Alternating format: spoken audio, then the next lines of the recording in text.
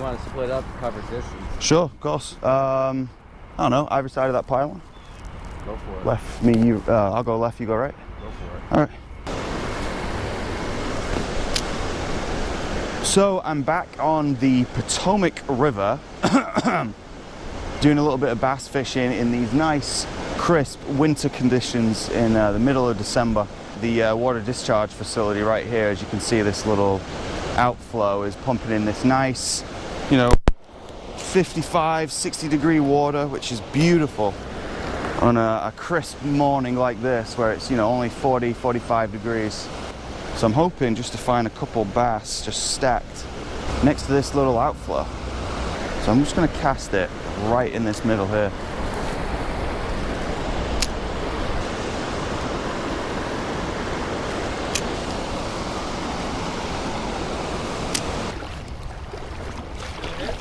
Huh? Nothing. I saw a couple of them, but they were not interested. Yeah, I think we're gonna catch high tide around sometime between like 12:30 and 10:30 and 12. Start coming up. Yeah, so if you want, you know, if you want to just keep making our way back up here, yeah. All right. Want to throw some in here? Yeah, yeah, sure. Let me see. Let me go out there and see how deep it gets. Don't fucking turn the camera on. Yeah, I have. Yeah. Yeah, I always turn it on now because this is where I wipe out. Something inevitable is about to happen. Right. Now right there it dropped off again. Yeah. Just over there. So I'm just sort of feeling, just waiting for the plunge. That might be okay.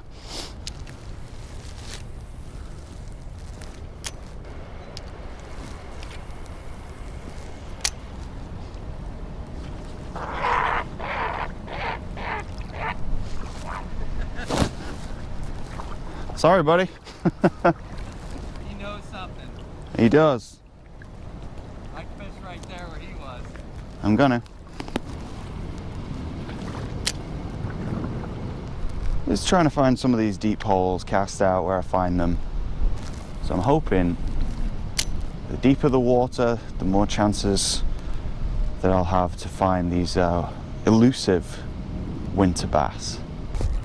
Not so much as a nibble. Oh, really? On the worm. Oh, on the worm? Oh, you switched to the worm? Nothing's sticking to it. They're just Nibbling it? spitting it out. Yeah, I might switch up actually. I'm gonna try these tubes. You ever tried one of these? These like coffee tubes? What is it? A 3.5 inch Pro model tube. I'll go for it. Yeah.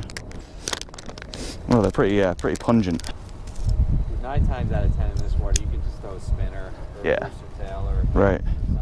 Just kill 'em. Right.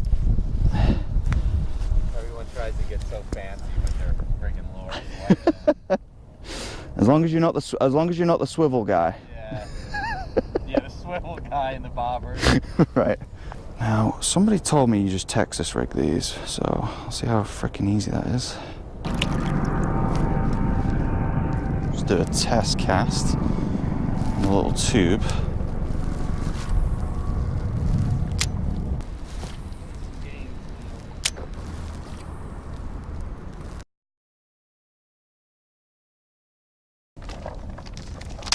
Really caught on this. Let's do a weighted Senko.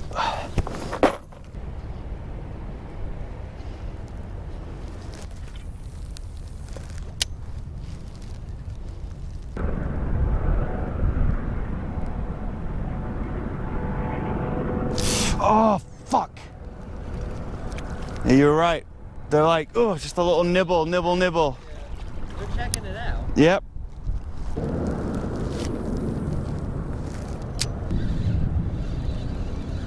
What name is this?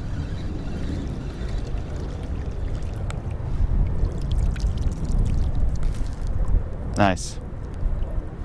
Nice. Yeah, it's a big one, big one. Might have to put the scale out for it. So I've just switched out to the trusty Senko, the 5-inch Senko, with a 1/4 ounce bullet weight, just to give it a little bit of punch on the cast. So far I had a couple of nibbles on it, but nothing concrete, just some inquisitive nibbles. step our game up, man. I know. I'm recording this, you know. It's gonna be put up on YouTube for posterity, so you better better kick it up a bit. No fish, no upload.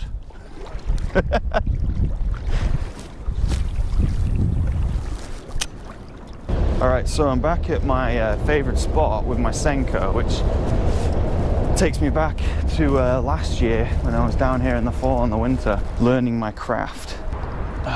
This is really cold.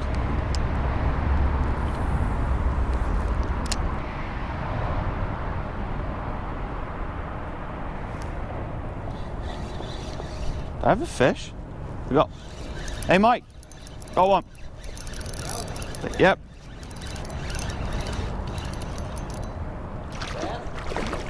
Yep.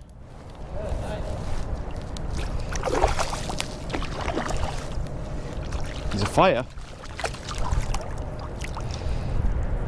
Come here, buddy.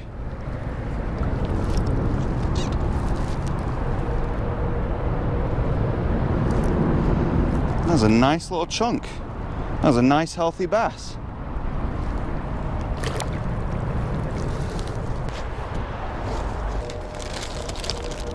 Big bite baits. $1.50 from Dick's. Spinny tails on. Yeah, I think so. Yeah, it's not bad. It might stand out a little bit in this water. Got this big bite bait on a Texas rig. Let's with this nice little swirly tail on the end. But it's like a dark cherry color with these sort of green, red, gold flakes. So I don't know. Might stand out. Might work. Let's give it a go.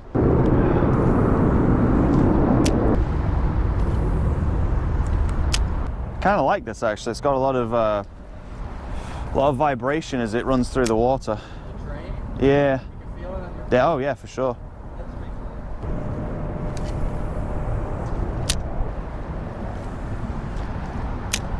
cool. Might be a good idea for a spinner actually. So I might go with this little white inline spinner. Try and emulate one of those little shad that they feed on. Yeah, that's what I was trying to do earlier. And if that doesn't work, I'm going to go to a swim bait again. Nice, there we go.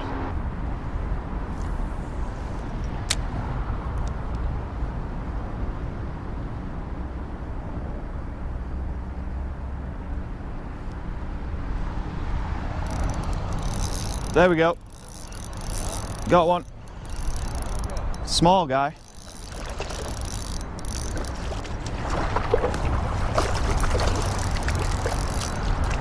Actually, it's pretty good.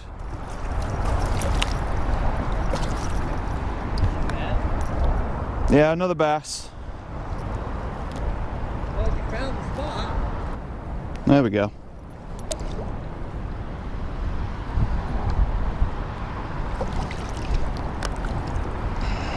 Nice chunky bass.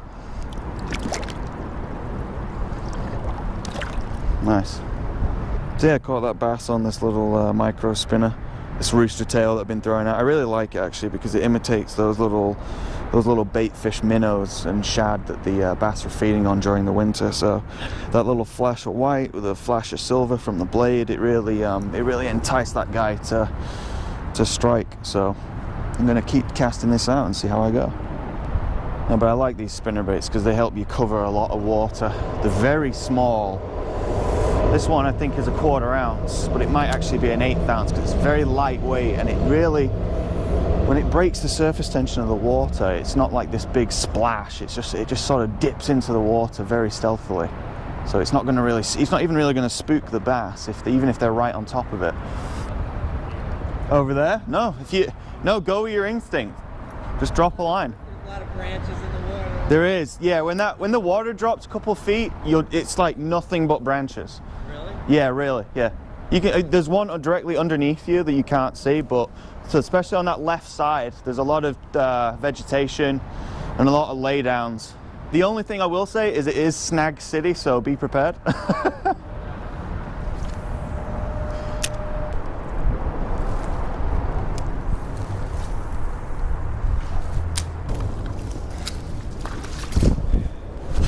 I'm gonna see how deep it is. It's just super slippy. plant my foot there. Nope, no way. Yeah, it's not, right, yeah, every time I kept inching forward, I didn't really feel it flattening out, so. Yeah, right.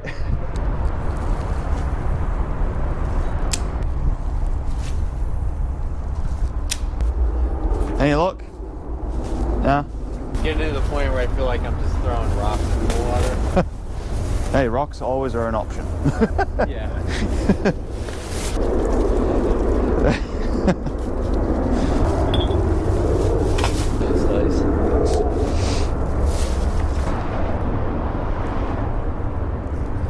Trying to think what the hell they're doing. What? It's a bunch of mono wrapped around a plastic bottle. What's that? Bunch of mono wrapped around this plastic bottle. Like, I don't know, it's just ridiculous.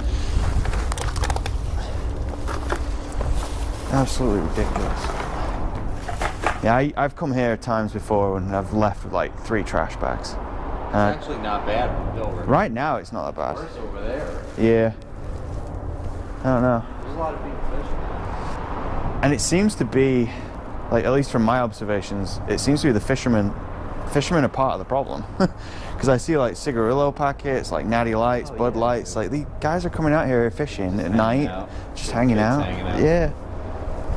And they're just leaving all their crap. Right. Which I'm not against, by the way. No. But as long as you just pick up your shit, like I haven't got a problem what you do. Yeah.